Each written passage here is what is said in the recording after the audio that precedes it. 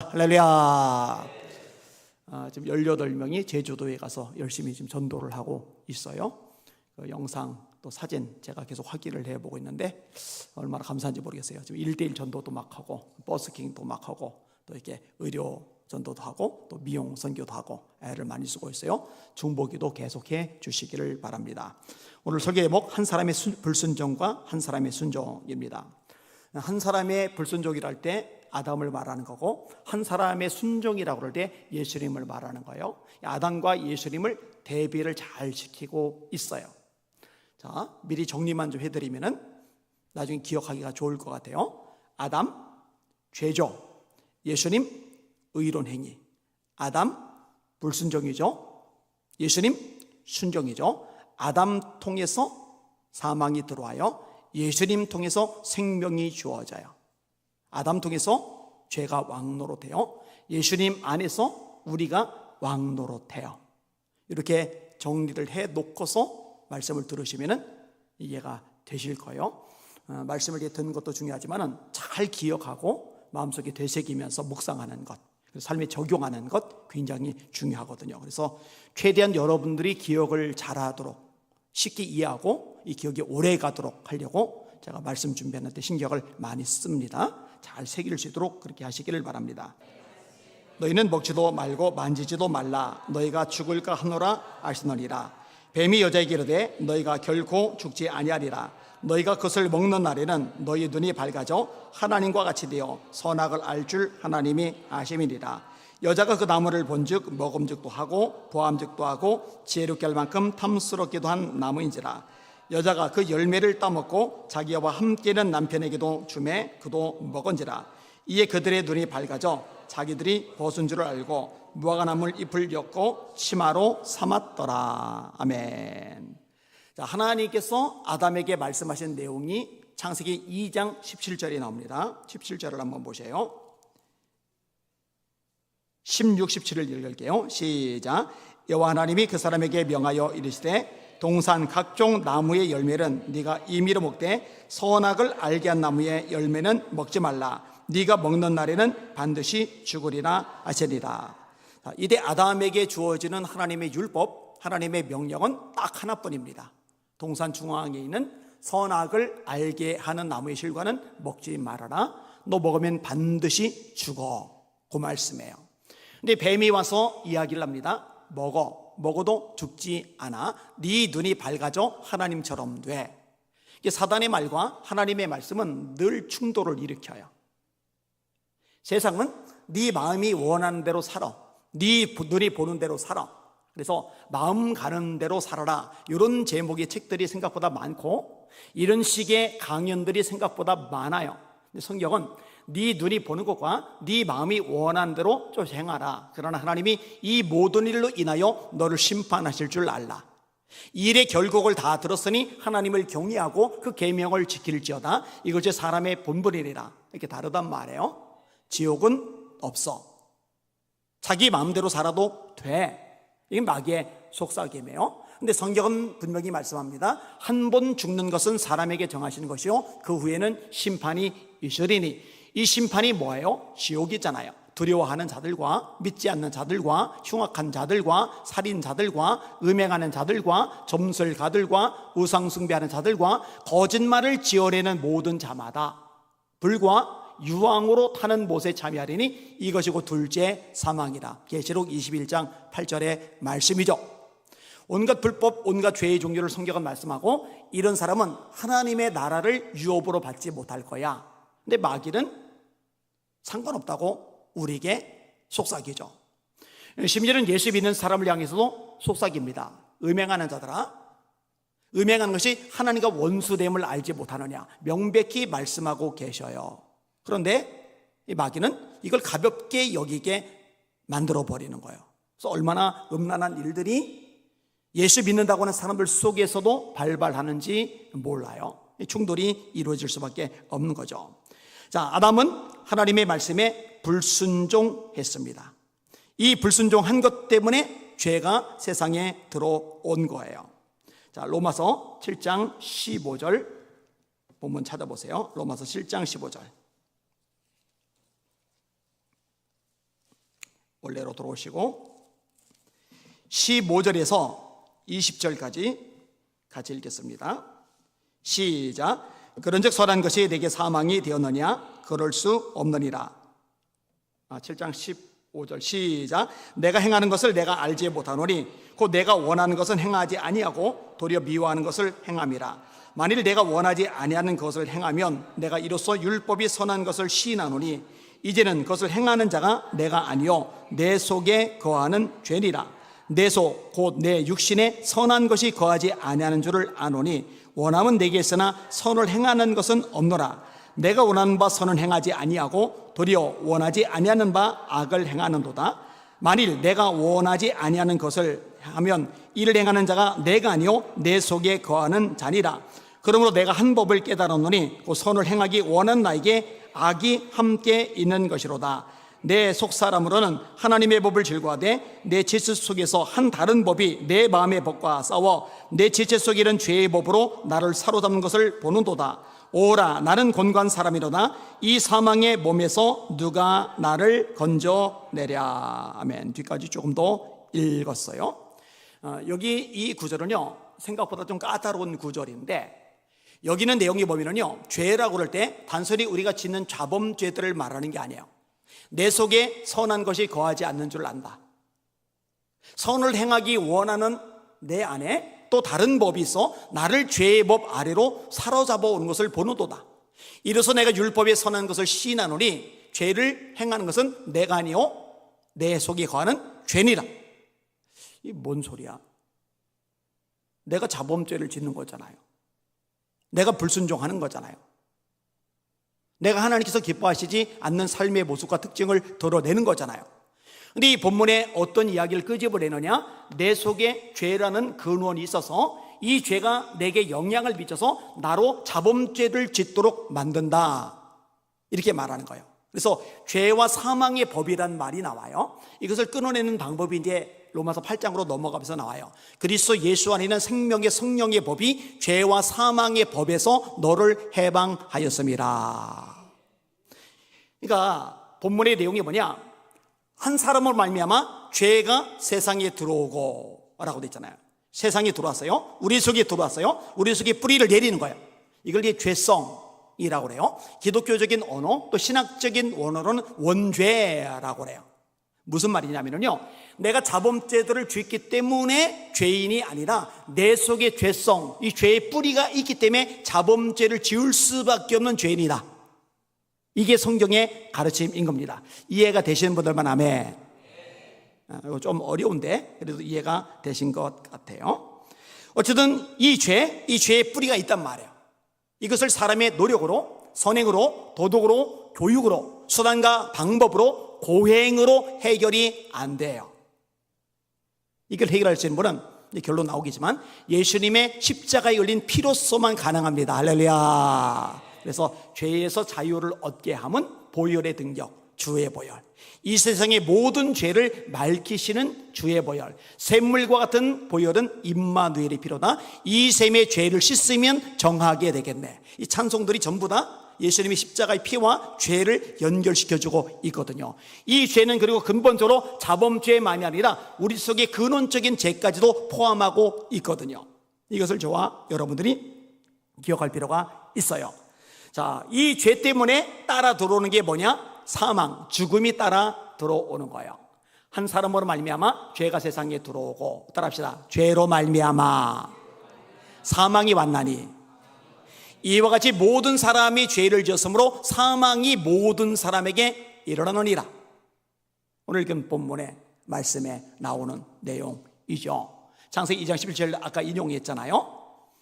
선악을 알게 한 나무 실과는 먹지 말라. 먹으면 반드시 죽으리라. 이 말씀대로 죽음이 사람에게 찾아온 거예요. 로마서 6장 23절 따라합시다. 죄의 삭은 사망이요. 죄 때문에 죽음이 찾아오는 거예요.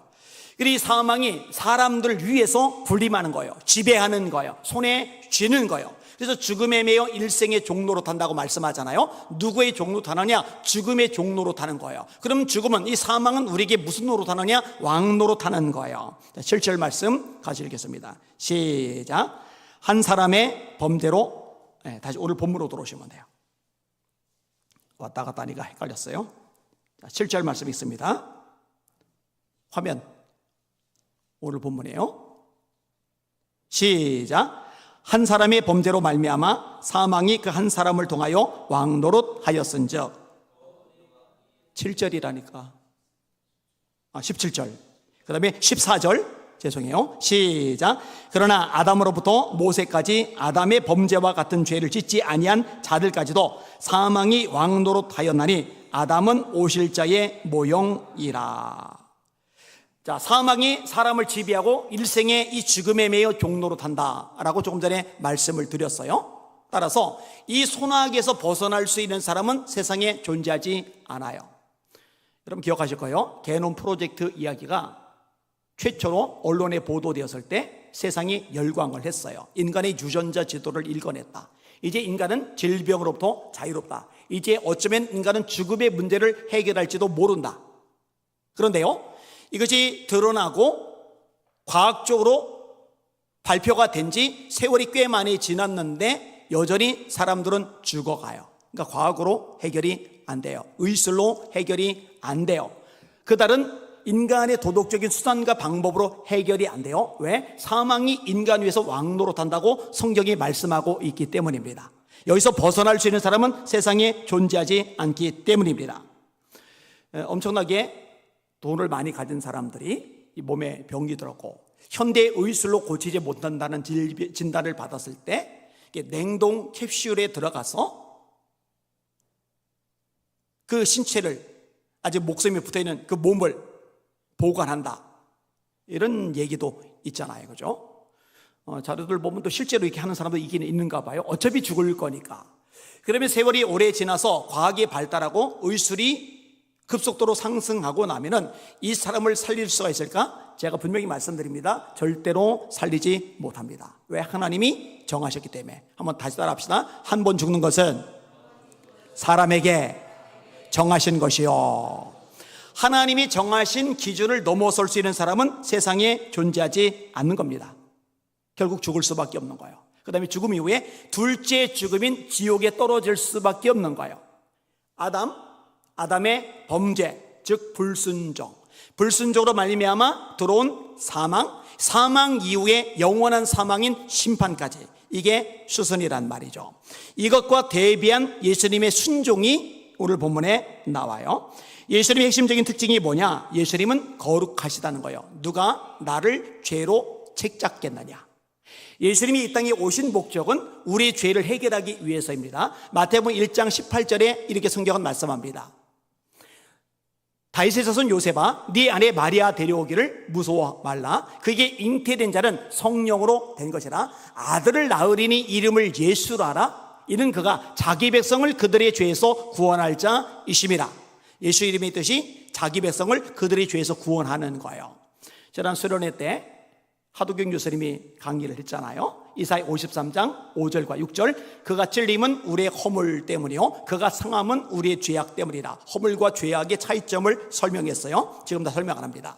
그가 징계를 받음으로 우리가 평화를 누리고 그가 채찍에 맞음으로 우리가 나음을 입었도다.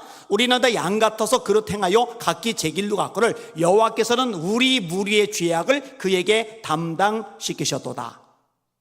예수님이 오신 목적이 뭐냐? 우리 죄사함 때문이다. 이사야의 예언이고, 그 다음에 예수님에 대한 천사의 수태고지, 아들을 낳을 텐데 이름을 예수라라. 이게 죄사함하고 연결되는 거고, 예수님을 처음으로 세상에 소개하는 세례 요한의 메시지가 뭐냐? 보라, 세상 죄를 지고 가는 하나님의 어린 양이로다.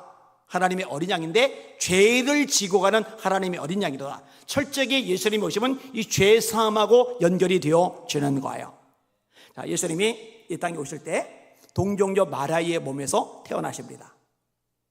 창세기 3장 15절이죠. 내가 너로 여자와 원수가 되게 하고 너희 후손은 여자의 후손과 원수가 되게 하리니 너는 그 발꿈치를 상하게 할 것이요 여자의 후손은 네 머리를 상하게 할 것이다. 여기서 여자의 후손은 예수님을 가리키는 겁니다. 자, 아까 가르쳐드렸던 거 기억나실 거예요. 우리가 자범죄들을 지어서 죄인이 아니라 죄가 우리 안에 있기 때문에 죄인이라고. 이 죄는 원죄 아담에게서부터 계속 유전되어서 우리 속에 생기머지예요. 이게 없이 태어나는 사람은 없어요. 근데 예수님은 이 원죄가 없이 태어나야 돼요. 죄성이 없이 태어나야 돼요. 그 방법이 뭐냐? 요셉과 마리아를 통해서 태어나는 것이 아니라 동정녀 마리아를 통해서 태어나시는 거예요. 그래야 이 죄성이, 이 원죄가 없이 태어나실 수가 있게 되는 거거든요. 여러분, 제가 전에도 가르쳐 드렸지만 성경은 기본적으로 여자의 후손이 한 명도 없습니다. 저와 여러분들도요, 여자의 후손은 한 명도 없어요. 100% 남자의 후손입니다. 남자의 정액이 있어야, 정자가 있어야 이게 난자에 합쳐지면서 아기가 생겨나는 거예요. 정자 없이 어떻게 태어나요? 그래서 남자의 후손, 남자의 씨, 이런 말을 쓰는 겁니다. 마태복음 1장을 인용했잖아요. 아브라함과 다윗의 자손 예수 그리스도의 세계라. 아브라함은 이삭을 낳고, 이삭은 야곱을 낳고, 야곱은 다말에게서 베레스와 셀을 낳고, 베레스는 헤스로를 낳고, 헤스로는 람을 낳고, 람은 아미나답을 낳고, 아미나답은 나손을 낳고, 나손은 살몬을 낳고, 살몬은 오벳을 낳고, 오벳은 이세를 낳고, 이세는 다윗 왕을 낳으리라. 다윗은 우리아의 아내에게서 솔로몬을 낳고, 솔로몬은 아비야를 낳고, 아비야는 아사를 낳고, 아사는 여호사밧을 낳고, 전부 다 남자가 낳았다고 돼 있어요. 사라가 낳았는데, 리브가가 낳았는데, 라헬, 레아, 빌하, 실바가 낳았는데, 바세바가 낳았는데, 성경은 놀랍게도 바세바가 아니고, 리브가가 아니고, 사라가 아니고, 라헬, 레아, 실바, 빌하가 아니고, 아브라함이, 이삭이, 야곱이, 다윗이 낳았다고 그래요. 왜요? 전부 다 남자의 후손이기 때문에 그렇습니다. 근데 창세기 3장 15절에 구약의 백성들이 성경을 읽는데, 토라잖아요. 창출 레민신 읽는데 도대체 죽었다 해도 이해하지 못할 말씀이 있는 거예요. 이해 못하죠. 대체 여자의 후손이 뭐냐? 근데 우리는 이해해요. 왜냐면 계시가 드러났거든요. 계시는 뭐냐? 뚜껑이 덮여 있어요. 비밀이에요. 우리가 알 수가 없어요. 그런데 하나님이 뚜껑을 열고 비밀을 드러내 보이시는 거예요. 예수님의 오심으로 창세기 3장 15절에 예언된 여자의 후손이 바로 동정녀 마리아를 통해 탄생하신 예수 그리스도를 말씀하는 거구나 하고 깨닫게 되는 거예요. 할렐루야. 그래서 예수님을 여자의 후손이라고 말씀하고 있는 거예요. 이사야 7장 14절, 보라 처녀가 잉태하여 아들을 낳을 것이요. 이 구절을 마태복음 1장 23절이 인용하죠. 이는 선지자로 하신 말씀을 이루려 하심이니 이르시되 보라 처녀가 잉태하여 아들을 낳을 것이요 그의 이름은 임마누엘이라 하리라 하셨으니, 이를 번역한즉 하나님이 우리와 함께 계시다 함이라. 그러면 예수님은 남자의 정자를 통해서 태어나지 않았다면 어떻게 태어나느냐? 성령을 통해서 태어났다. 사실은 이 말씀이 누가복음에 천사가 말에게 나타나서 수태고지를 할 때 나오는 말씀이에요. 여호와께 은총을 받은 자야, 하나님이 너와 함께 계시도다. 너 아기를 낳을 거야. 마리아가 대답해요. 나는 남자를 알지 못하니 어찌 이런 일이 있으리까? 성령이 네게 임하실 것이야. 나실 바 거룩한 자는 하나님의 아들이라 일컬어질 거야. 주의 계집종년이 말씀대로 내게 이루어지이다. 그리고 예수님이 마리아에게서 태어나시게 되는 거예요. 자, 원죄가 없으신 예수님, 죄성을 가지지 않으신 예수님, 이 죄 세력권 안에서 자유로우신 예수님, 이거는 딱 한 분 예수님밖에는 없습니다. 따라서 예수님 외에 나는 죄가 없다, 이 죄성이 없다, 이거 전부 다 사기치는 거예요. 전부 이단 교주예요. 사이비예요. 문설명이 그랬잖아요. 피를 다 쏟아내서 자기는 죄가 없다고 사기치는 겁니다. 가톨릭에서 마리아가 원죄가 없다고 가르쳐요. 공식적인 가르침입니다. 이거 사기치는 겁니다. 이단이에요. 배교예요. 사이비입니다. 여러분, 이 땅에 죄가 없이 태어나시는 분은 딱 한 분 예수 그리스도 뿐이십니다. 성경은 명확합니다. 의인은 없나니 하나도 없으며 다 치우쳐 한 가지로 무익하게 되고 선을 행하는 자는 없나니 하나도 없도다. 예수님 빼곤 없어요. 단 한 명도 없어요. 이게 성경의 명백한 가르침입니다. 모든 사람이 죄를 범하였음에 하나님의 영광에 이르지 못하더니, 로마서 3장 23절, 예외가 없어요. 예수님 말고는, 동정녀 마리아에게서 성녀로 잉태되신 예수 그리스도 빼고는 죄 없이, 죄성 없이, 원죄 없이 태어난 사람이 하나도 없어요. 그렇게 예수님만이 우리의 유일한 구원자가 되실 수밖에 없는 겁니다. 내가 곧 길이요 진리요 생명이니 나로 말미암지 않고는 아버지께로 올 자가 없나니라. 다른 이로서는 구원을 얻을 수 없나니 천하 사람 중에 구원을 얻을 만한 다른 이름을 우리에게 주신 적이 없으시니라. 이 죄 없으신 예수님이기 때문에 저희의 죄, 여러분의 죄, 이 땅에 존재하는 모든 인류의 죄를 대신 짊어질 수 있었다는 거, 이거 믿으시기를 주님의 이름으로 축원합니다. 생각을 해봐요. 내가 죄인이에요. 죄 때문에 죽어야 돼요. 죄 때문에 죽음 후에 심판받아 지옥에 떨어져야 돼요. 아니, 내가 내 죄 때문에 죽어야 되고 심판받아야 되는데 그 주제에 어떻게 다른 사람들의 대신 짊어질 수가 있느냐고요. 없어요.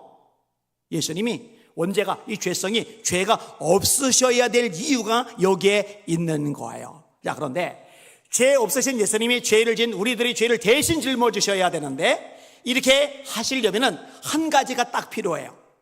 아담이 한 가지 큰 문제를 일으켰죠. 불순종. 예수님이 한 가지 제대로 하셨죠. 순종. 하나님의 말씀대로 이 땅에 오셔서 우리 모든 죄를 짊어지고 십자가에 대신 죽으신 것, 이것이 온전한 순종이라는 거 깨달으시기를 주님의 이름으로 축원합니다. 순종이에요, 순종. 자, 19절 읽어볼게요. 오늘 보면 19절 시작. 한 사람이 순종하지 아니함으로 많은 사람이 죄인 된 것 같이 한 사람이 순종하심으로 많은 사람이 의인이 되리라. 여러분, 예수님의 삶을 가만히 보시면요 100% 순종이에요. 예수님이 갈릴리에서 주로 사역을 하셨어요. 예수님의 제자들이요 가룟 유다 빼고 대부분이 갈릴리 촌놈들입니다. 무지렁뱅이들이란 말이에요. 왜요? 하나님의 말씀에 순종하시는 거예요. 요단 저쪽 이방의 갈릴리를 영화롭게 하셨느니라. 예수님이 억울한 일을 당하세요. 뺨을 맞으세요. 진짜로 인격 모독을 너무 심하게 당하세요. 그런데 소리를 지르지 않아요. 털 깎는 자 앞에 잠잠한 양과 같이 그 입을 열지 아니하였으며 하나님의 말씀을 성취하시는 겁니다. 누가복음 4장에 예수님이 이사야 말씀을 인용하시죠. 주의 성령이 내게 임하셨으니 이는 가난한 자에게 복음을 전하게 하시려고 내게 기름을 부으시고 나를 보내사 포로된 자에게 자유를, 눈먼 자에게 다시 보게 함을 전파하며 눌린 자를 자유케 하고 주의 은혜의 해를 선포하게 하려 하심이니라. 진짜로 소경의 눈을 뜨게 하세요. 38년 중풍병자를 일으키세요.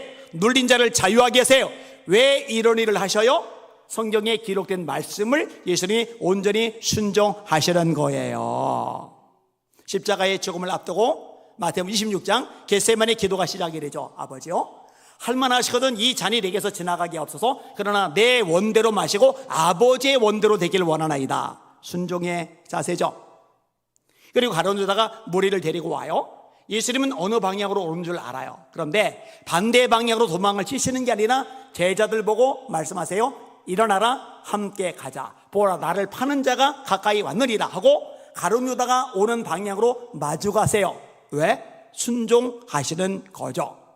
베드로가 말고의 귀를 베요. 예수님이 그 귀를 고쳐주세요. 여보, 전에 아내가, 목사님, 우리는 그렇다도 예수 안 믿는 세상 사람들은 성경 믿기 어려울 것 같아요. 귀가 떨어져 나갔는데 이걸 붙여줬다. 이게 믿어지겠느냐고. 이런 얘기를 가지고 이야기를 나눈 적이 있어요. 여러분, 성경을 하나님의 말씀으로 믿게 되는 거, 예수님을 하나님의 아들 그리스도로 믿게 되는 거, 이거는요 우리 힘으로, 우리 지혜로, 우리 지식으로, 우리 역량으로 믿게 되는 게 아니라 성령님의 역사심으로 믿어지게 되는 겁니다. 그러니까 내가 믿는 게 아니라 하나님이 성령님을 통해 믿어지게 하시는 거예요. 그래서 믿음을 선물이라고 말씀하고 있는 거예요. 어쩌다 재미나는 질문을 해요. 근데 저는 초신자도 아니고 사모식이나 돼서 저런 질문하니까 그냥 퉁명스럽게 그냥 대답을 하고 말았는데, 어쨌든 예수님이 그 길을 고쳐주시고 이렇게 말씀하세요. 내가 지금 12군단 더 되는 천사를 보내시게 할 수 없느냐, 내 아버지께 구해서. 그렇게 하면 이 일이 있으리라 한 성경이 어떻게 되겠느냐. 예수님 관심사는 뭐예요? 하나님의 뜻에 순종하시는 거예요. 수가성의 여인을 구원해내고 먹을 거 갖다 주는 제자들에게 예수님이 나는 이미 먹었다, 우리 말고 누가 먹을 거 갖다 드렸지? 나의 양식은 나를 보내신 이의 뜻을 행하며 그의 일을 온전히 이루는 이것이니라. 하나님의 뜻을 행하고 하나님의 일을 온전히 이루는 것, 이게 한 단어로 뭐예요? 순종. 예수님의 생애는요, 한마디로 순종이에요. 순종. 아담과 대비되는 걸, 첫사람 아담과 대비되는 순종, 불순종과 대비되는 순종. 그래서 빌립보서 2장 5절에 말씀하는 거죠. 너희 안에 이 마음을 품으라. 그런 근본 하나님의 본체시나 하나님과 동등됨을 취할 것으로 여기지 아니하시고 오히려 자기를 비어 종의 형체를 가지사 사람의 모양으로 나타났음에 자기를 낮추시고 죽기까지 복종하셨으니, 복종이죠. 그 십자가의 죽으심이라. 여러분, 순종이라는 단어와 복종이라는 단어, 예를 들어서 목회자들을 향해서 너희를 인도하는 자들에게 순종하고 복종하라. 그들은 너희 영혼을 위해서 경성하기를 마치 자신들이 청산할 자인 것 같지 않으니라. 그들로 하여금 기쁨으로 하게 하고 근심으로 하게 하지 말라. 그렇지 않으면 너에게 유익이 없으리라. 여기 두 단어가 같이 나오고, 자녀들이 부모에게 할 때 네 부모에게 순종하라. 아내가 남편에게 할 때 남편에게 복종하라. 비슷한 의미인데 조금 차이가 있어요. 순종은 기쁨으로 하는 거고, 복종은 마음이 내키지 않지만 하나님의 말씀이니 내가 따르는 게 이제 복종이에요. 근데 자녀들이 부모의 말씀에 따르는 것들은 그래도 좀 수월한 편인데, 아내가 남편에게 따르는 것은 사실은 좀 달라요. 자녀들이 부모에게 순종하는 게 훨씬 쉬워요. 아내가 남편에게 순종하는 것보다. 왜냐면 아내의 입장에서 볼 때 남편이 좀 모질이 같아 보일 수도 있거든요. 이게 너무 같이 붙어서 오랫동안 살다 보니까 약점, 실수, 허물, 문제, 내가 볼 때 영 아닌 것들 많거든요. 그죠? 이럴 때도 고개를 끄덕여. 그러니까 막 기쁨으로 그냥 기꺼이 따라주는 것, 순종이 사실 좀 어려울 수가 있어요. 그래서 순종이라는 단어 대신에 이 복종이라는 단어가 들어가요. 순종과 복종은 이런 약간 세미한 차이가 있는 거예요. 근데 어쨌든 크게 말하면은 다 순종의 범위 속에 들어가는 거죠. 예수님이 이렇게 순종하셨다. 이 순종하심으로 이루어지는 게 뭐냐? 우리의 모든 죄를 짊어지고 죽으심으로, 이렇게 순종하심으로 예수님의 피를 통해 저와 여러분의 죄가 깨끗함을 받는 겁니다. 할렐루야. 자, 죄 때문에 사망이 왔어요. 자, 예수님의 순종으로 죄가 해결되었으니까 이제는 사망 대신에 뭐가 와요? 생명이 오게 되는 거예요. 오늘 본문의 구조가 그렇게 연결이 되어져 있어요. 자, 18절 보세요. 18절 시작. 그런즉 한 범죄로 많은 사람이 정죄에 이른 것 같이 한 의로운 행위로 말미암아 많은 사람이 의롭다 하심을 받아 생명에 이르러느니라. 자, 한 사람의 불순종, 죄, 사망. 한 사람의 순종, 의롭다 하심을 얻음, 그리고 생명. 이렇게 대비가 되고 있는 거예요. 생명이라는 부분, 이 부분이 성경에서 계속 반복이 되고 있어요. 자, 요한복음 3장 16절 다 같이 시작. 하나님이 세상을 이처럼 사랑하사 독생자를 주셨으니 이는 저를 믿는 자마다 멸망치 않고 영생을 얻게 하려 하심이니라. 이 영생, 생명이죠. 요한복음 5장 24절 다 같이 시작. 내가 진실로 진실로 너에게 이르노니 내 말을 듣고 또 나 보내신 이를 믿는 자는 영생을 얻었고 심판에 이르지 아니하나니 사망에서 생명으로 옮겨너니라. 예수님에 대한 건 계속 생명이에요. 요한복음 10장 10절 다 같이 시작.